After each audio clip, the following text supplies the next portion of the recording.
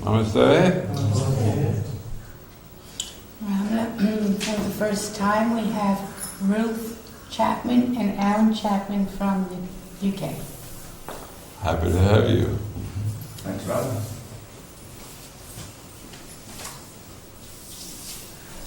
We're happy to see everyone again.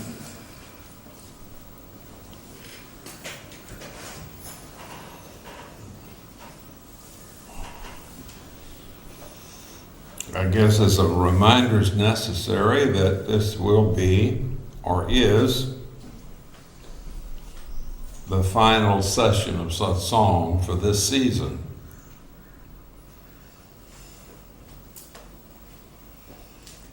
Vivian and I are returning to our headquarters ashram in America on Monday.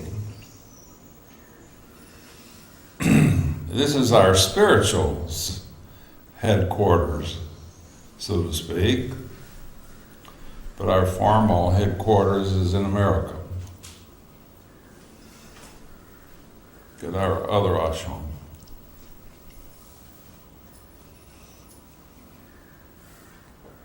Any and all of you are welcome to certainly visit us anytime you would like to at our ashram in America.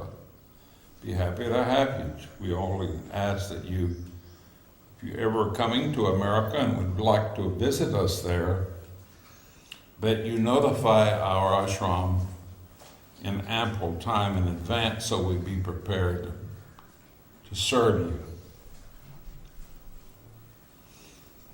you.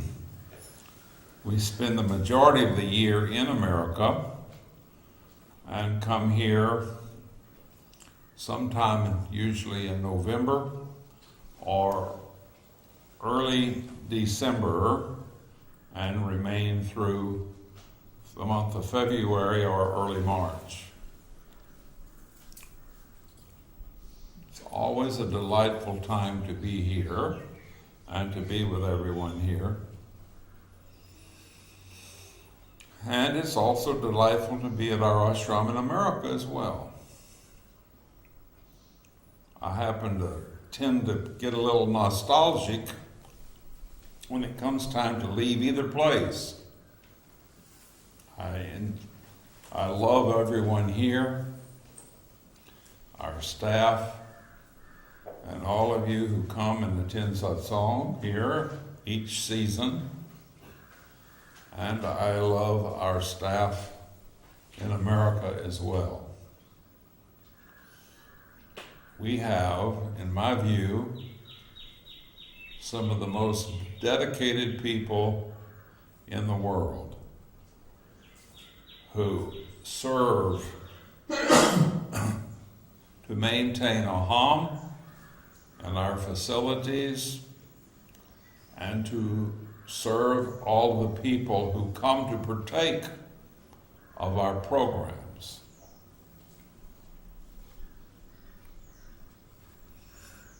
My dear friend Ganesha, who is a grand nephew of Bhagavan Ramana by blood,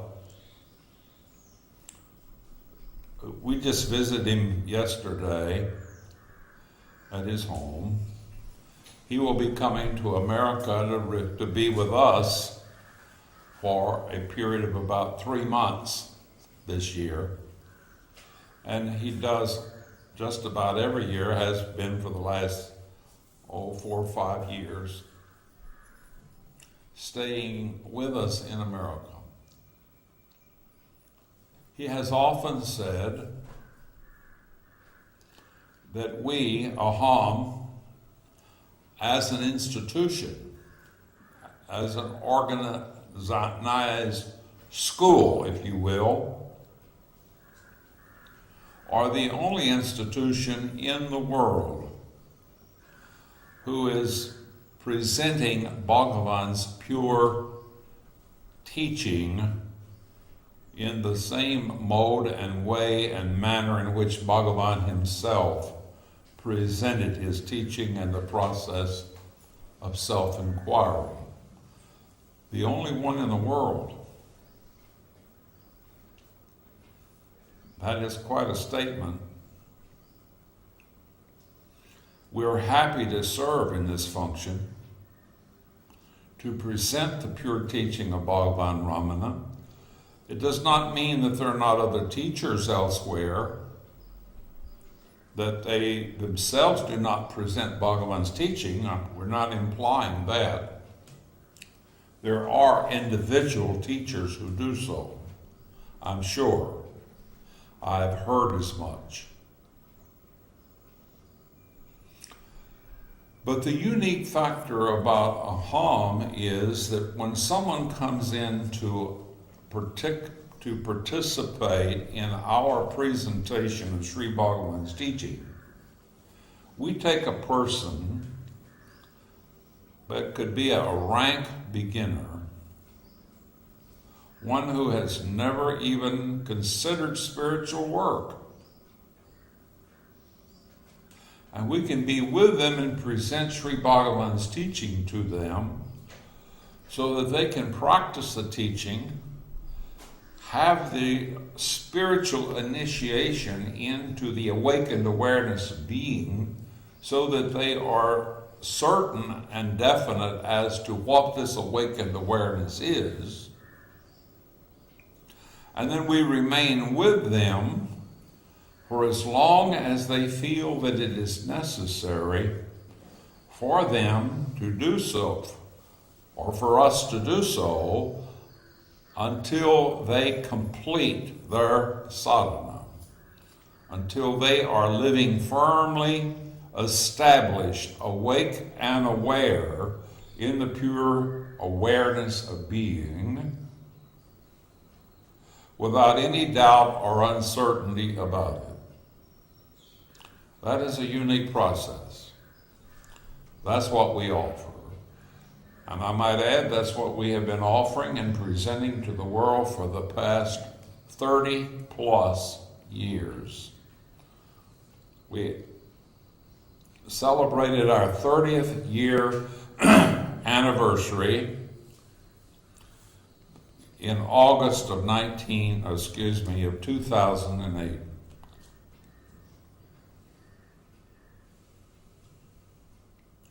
We have been here in this ashram for 7 years, and we are looking at expanding our facility here in the sense of our activities in this facility to where we will have on staff here at all times a qualified trainer to take a person through the process, the spiritual process of awakening and abidance in the pure being of the self, and the use of the self-inquiry method to reestablish oneself in the pure awareness, should they ever slip out of it.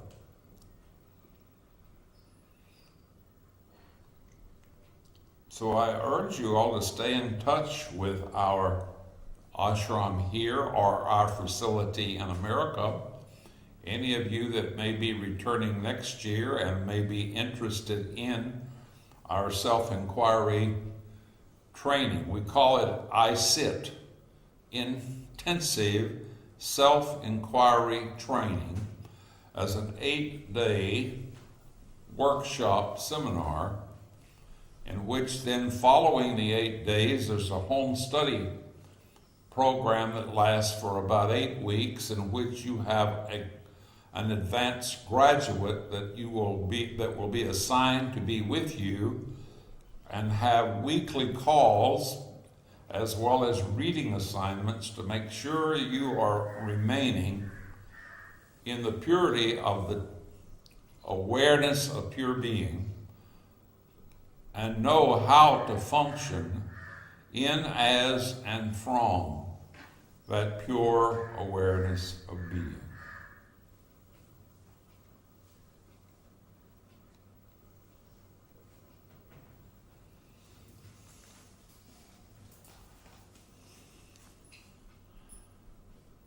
So Alan and Ruth, you have questions, and let's get to them here. Alan asks,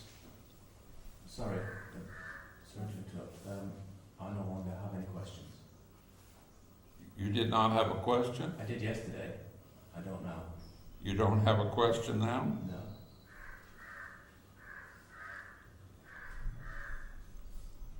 You're already aware of how to proceed to get enlightenment? Yes. Huh? All right, very good. Tell me how to do it. I can't tell you how to do it. I'm sorry? Sorry, I can't tell you how to do it. The questions I had were answered in the hour of silence. Okay. So they were answered? Yes.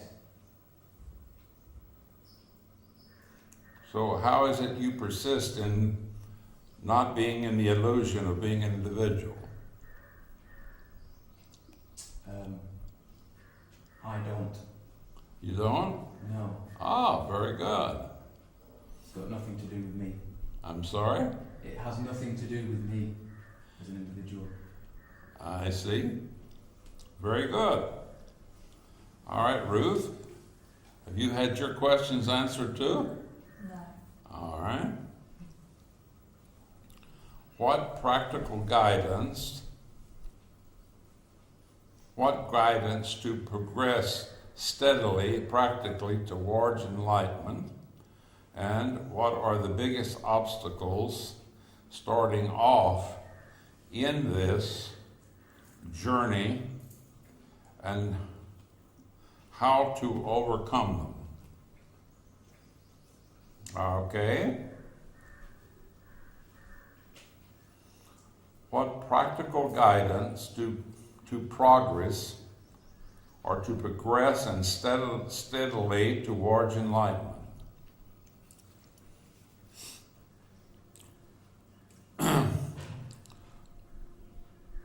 Enlightenment is our natural state of being.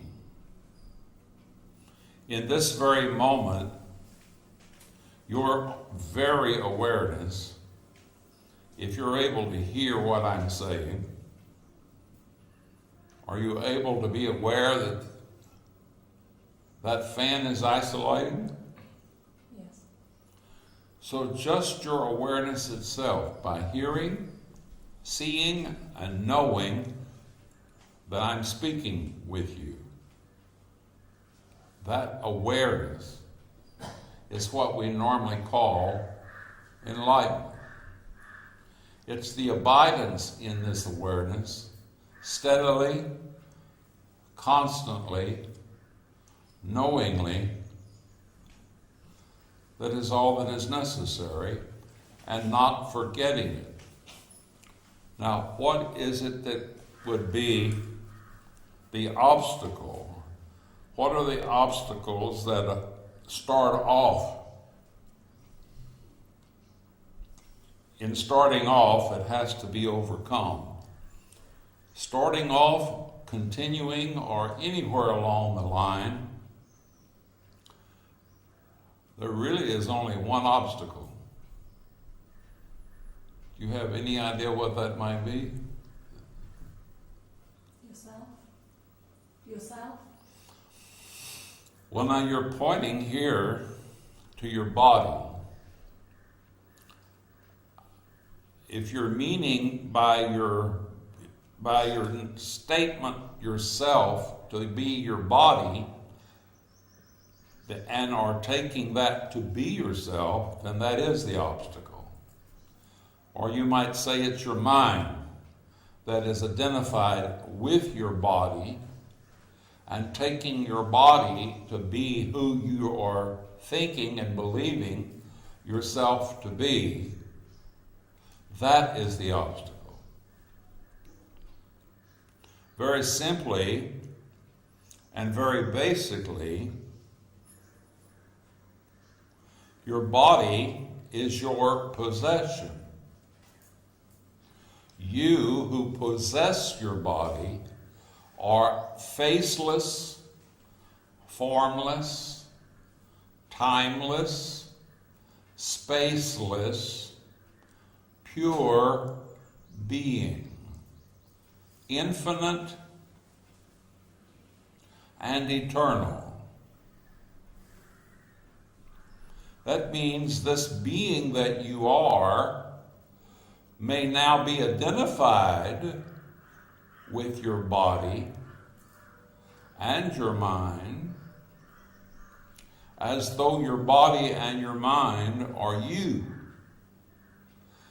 But your body is only a vehicle in time and space. You are that which is prior to time and space. You are pure being that was never born and will never die. Your body was born. The image that you may have of yourself and think yourself to be in association and conjunction with your body was born. It was born about the first time you started reasoning as a small infant or small child, a toddler. And it has continued to grow in conjunction with your body throughout the years. But that's not who you are, no more than your body is who you are. Your body and your mind are your possessions, and they are not you. So you can understand that if you have a possession, you certainly are not the possession itself. You're the one who has the possession. And you that have the possession is the awareness, the pure consciousness, the thoughtless, faceless, formless awareness that is timeless and spaceless. That's who and what you are. Now, what block or what obstacle do you have in remembering that is your mind in association and identification with your body, which is provides or produces, we'll say, the forgetfulness that you're not your body. The forgetfulness of the pure awareness that you are. Those are the obstacles. So you must continue to remember, prior to the body-mind is the awareness that you are. And cease taking the body and the mind and time and space in which the body and the mind live and express, cease taking these to be who you are, but recognize that time and space occur in the mind. You do not occur in the mind occurs in you. And that's a major distinction that must not only be made, but must be constantly remembered. But it's even more than remembering, for remembering is a function of the mind itself. It must be your awakened awareness, the pure being of the very self that you are. When you recognize, recognize, know again, originally this quality of pure being, abide in it as it, and function ever from it, that is enlightenment. Okay? Thank you. All right. Thank you for your question.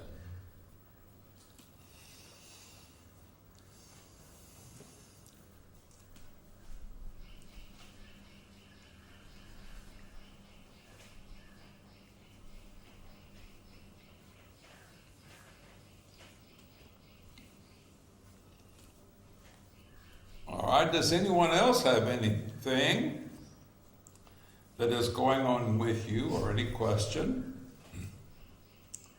or anything you'd like to share in your insight and your understanding with regard to your spiritual practice. We'll see what consciousness may offer in the way of an explanation. I have no answers, but the being in which I live may. Okay?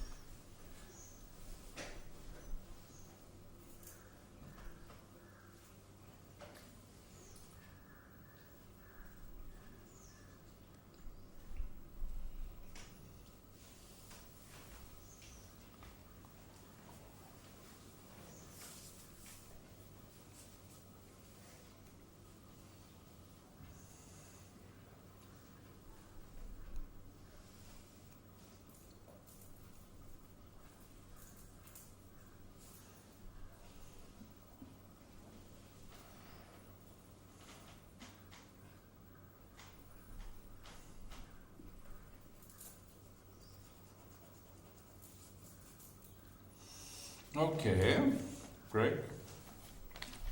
Asks,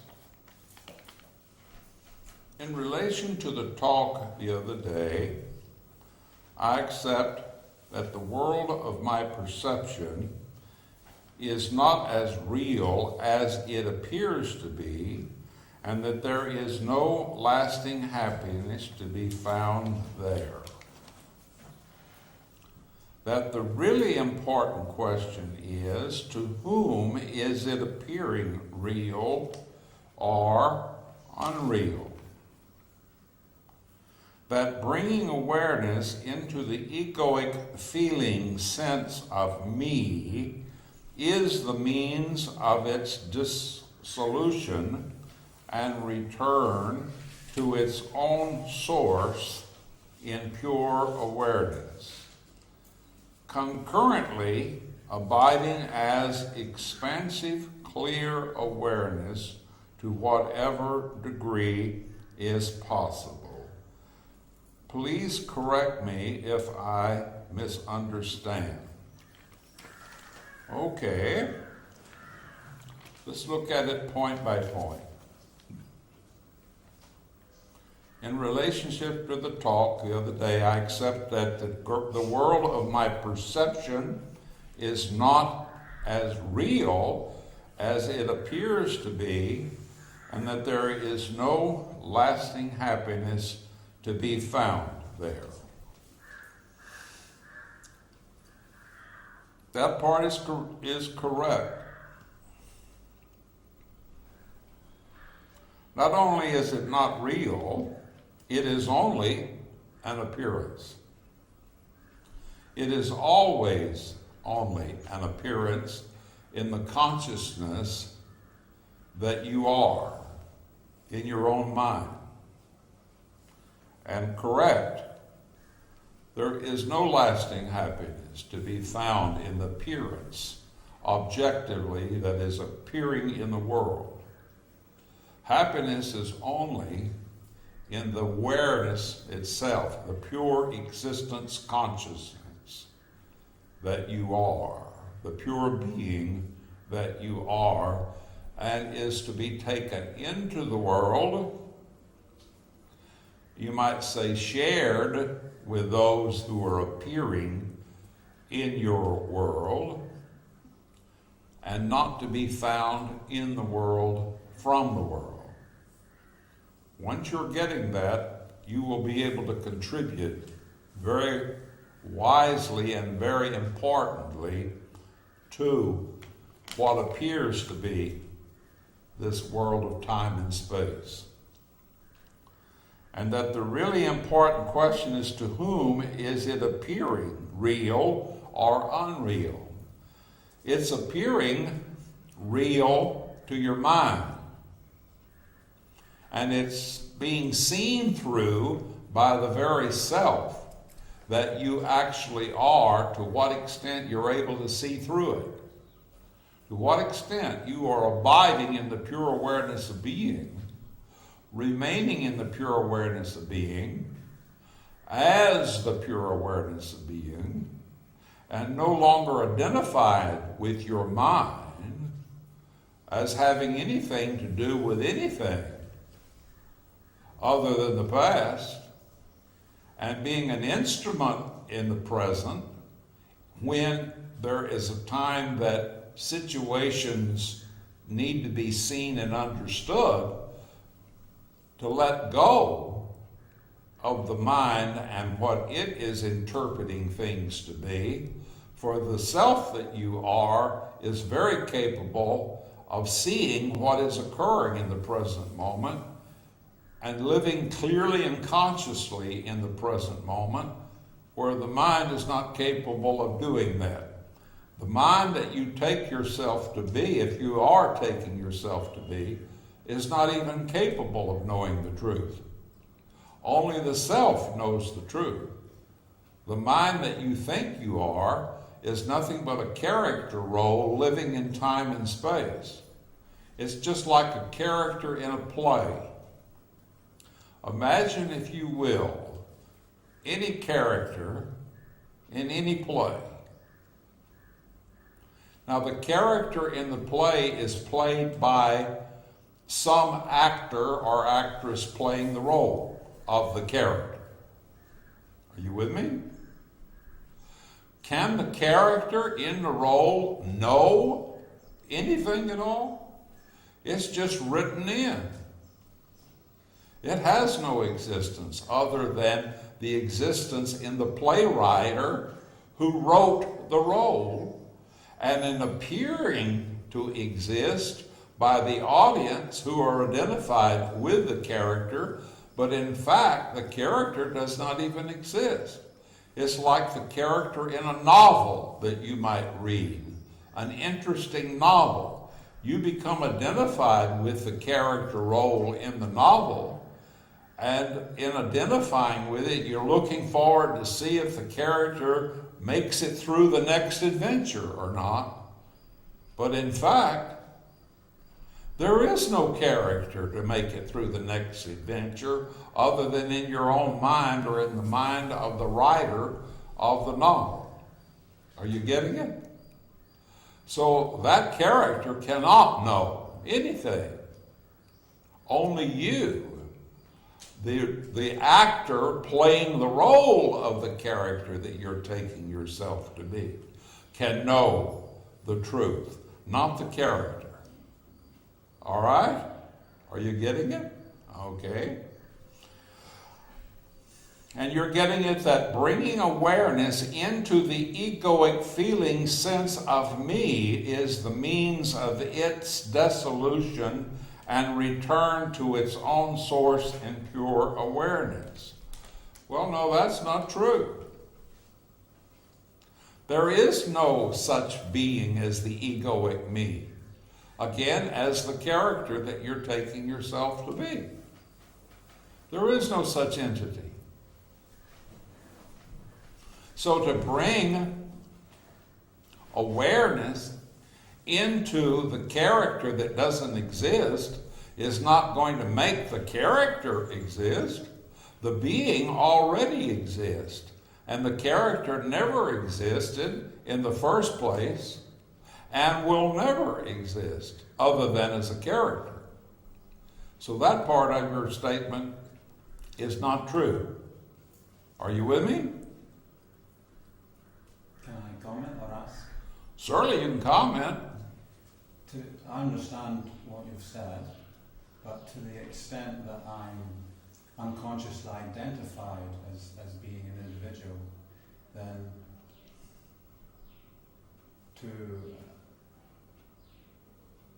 that's the extent it could be useful to put awareness on who am I, who is thinking I'm an individual, this sense of me. The character role that you are taking yourself to be can never, as the character, know the self that you are.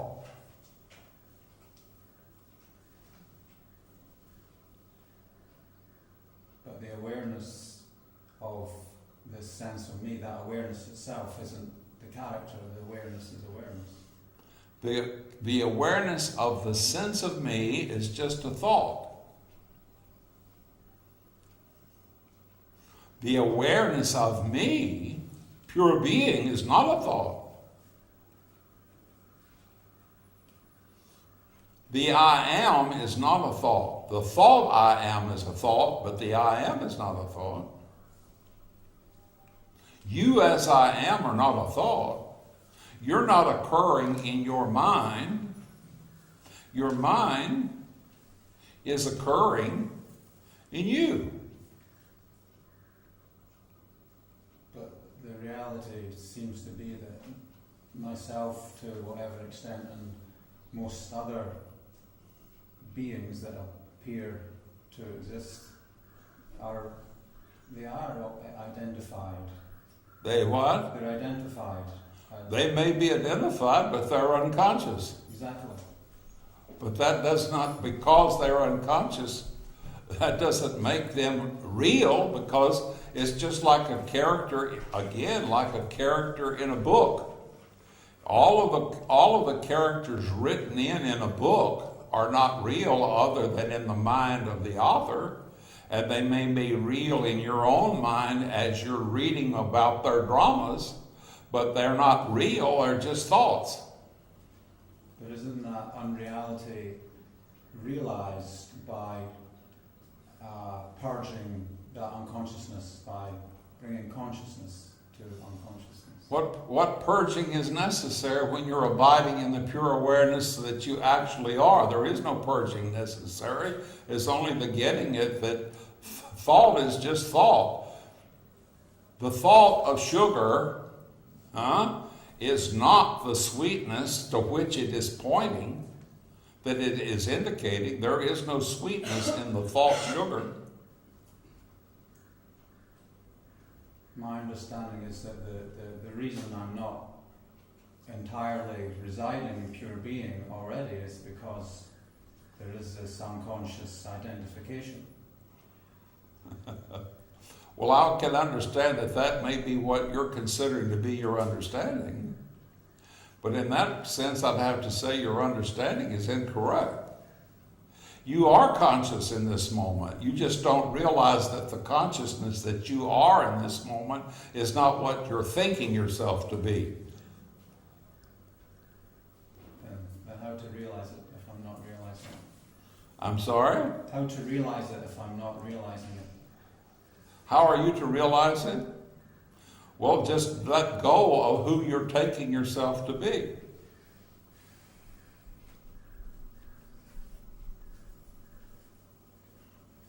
Be that which you actually are, not identify with what you're not.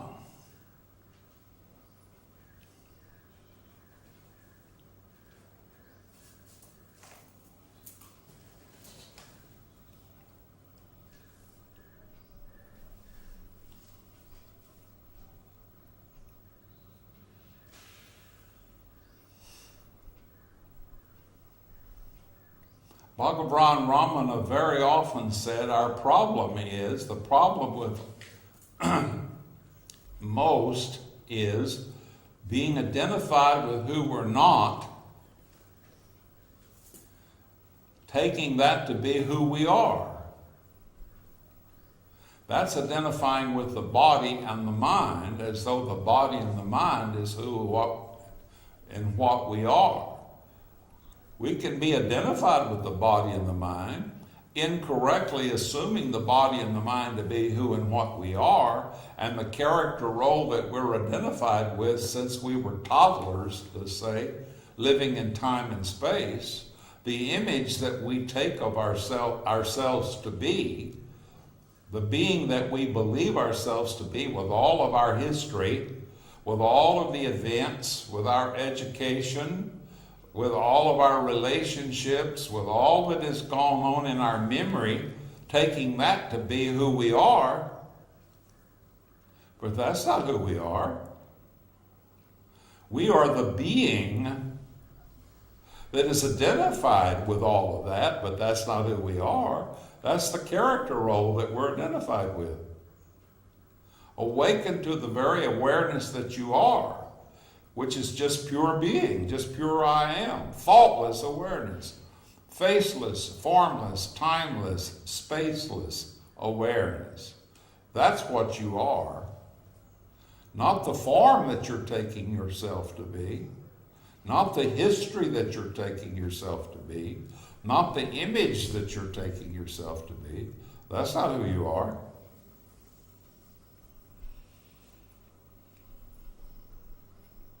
That's not who any of us are.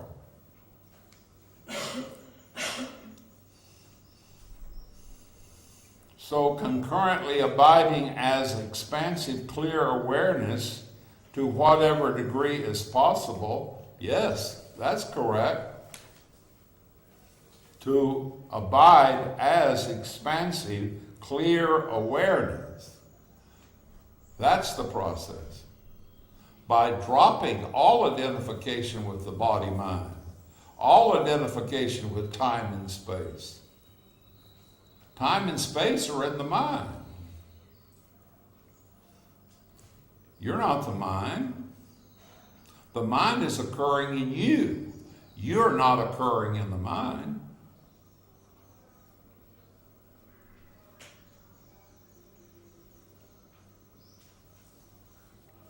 You see?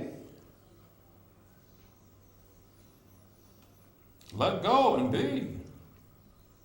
Let go and be that which you are.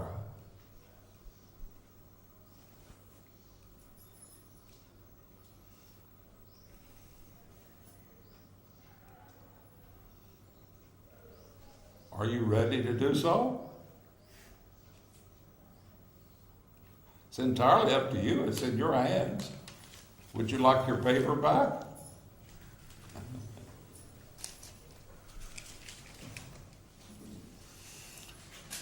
This is the process that everyone has to look at and see. The misconception that we all tend to live through various phases of our sadhana, our spiritual practices, to incorrectly assume that the entity that we have been identifying with and taking ourselves to be throughout time and space, the self-image that we take ourselves to be, the history of all of our events, all of our experiences, all of our adventures, and all of our likes and dislikes. This is what we take ourselves to be. But that is not who we are. We have a body, we have a mind, we have a self-image, we have a history pertaining to the body, mind, and history. But that history, that self-image, that entire scenario is not who we are. It's not what we are. We are pure being. Unborn awareness. Prior to and beyond time and space.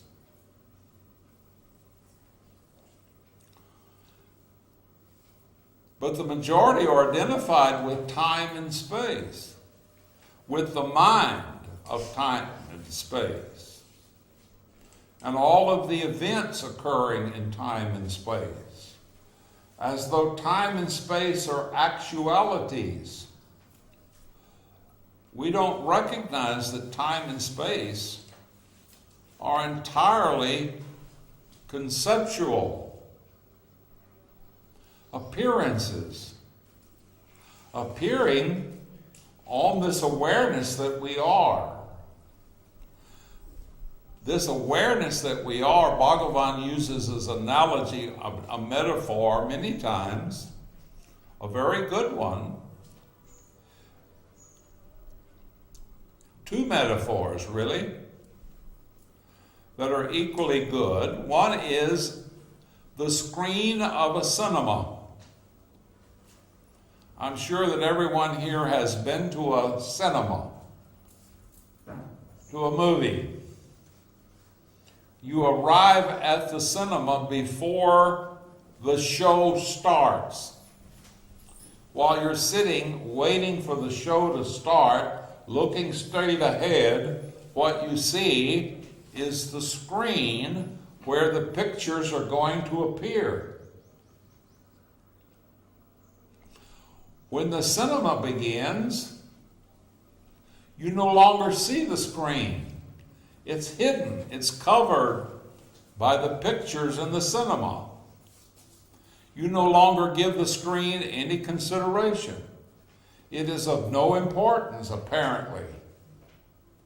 And yet is of all importance, because without the screen, you would not be able to see the pictures, the lights and dark and shadows of the pictures. Because we get identified with the storyline that is contained in the movie, and we forget the basis upon which the storyline is appearing as a movie show.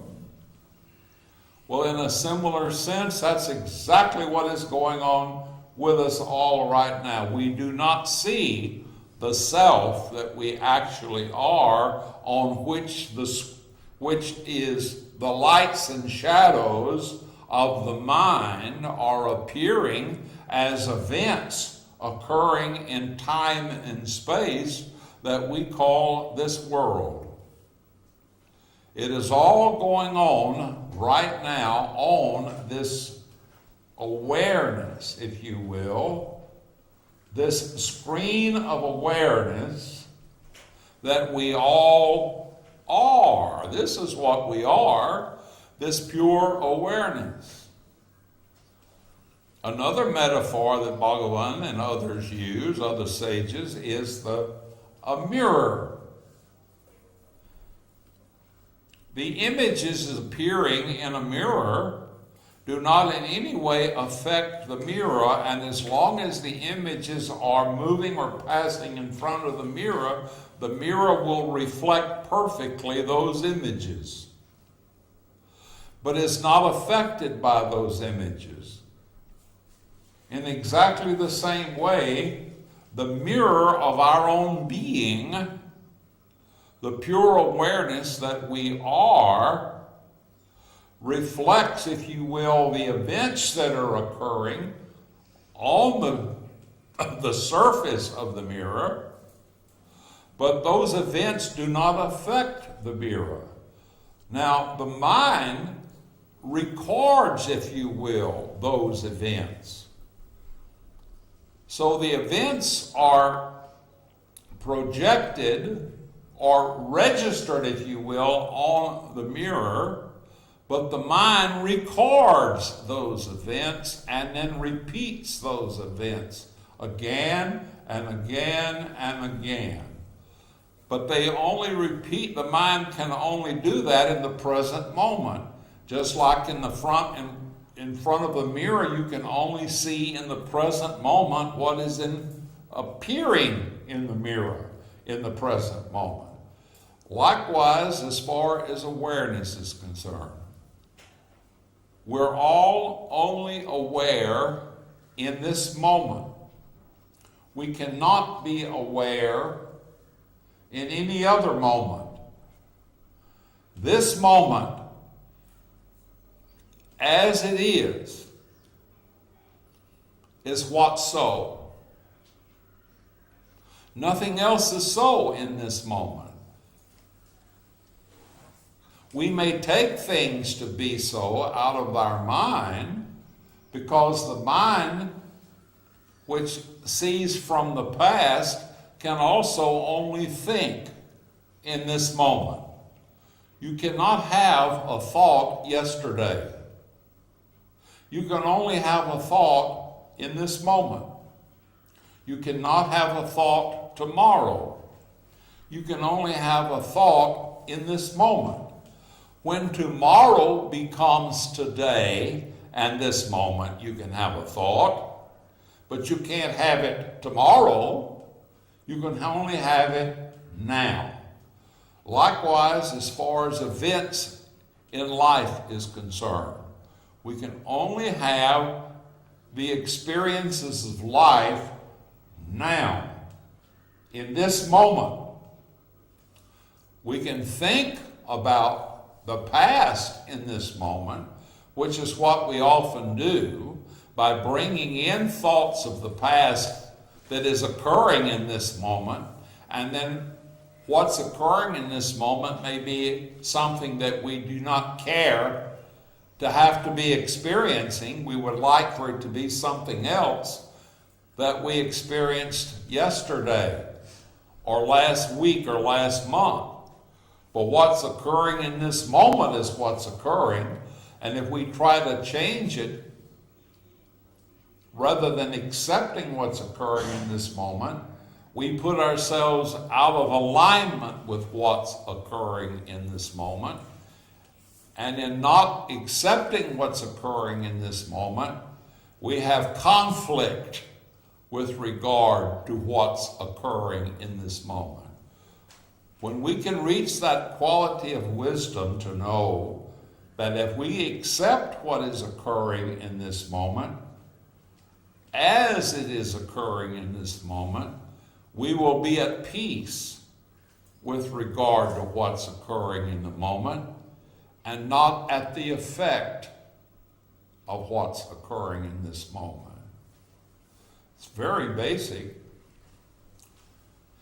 but it's also very much overlooked. Very seldom is it seen, simply because most live in the past.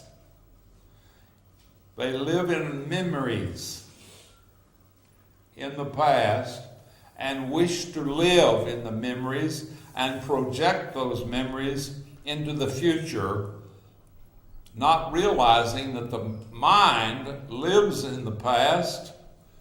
It records the past, so to speak, and projects in the present what it would like to have now or in the future, not realizing that the past is not real.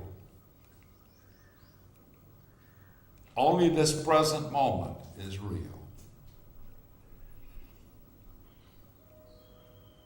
Wisdom is to come into the recognition, the insight,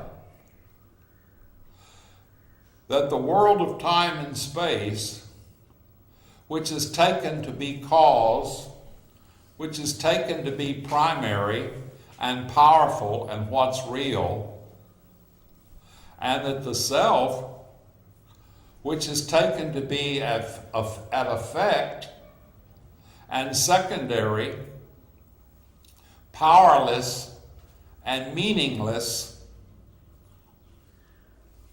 those notions are reversed, and that's living in ignorance.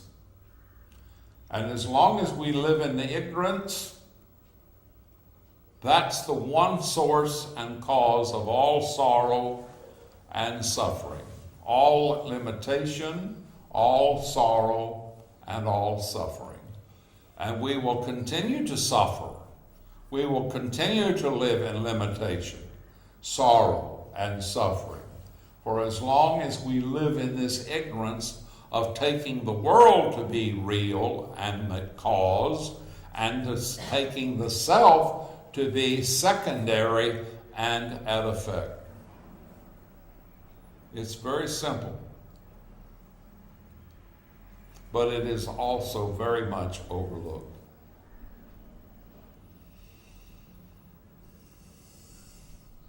How to be free? Just get it. Stop seeing everything through the eyes of the mind. We ordinarily look at everything through the mind.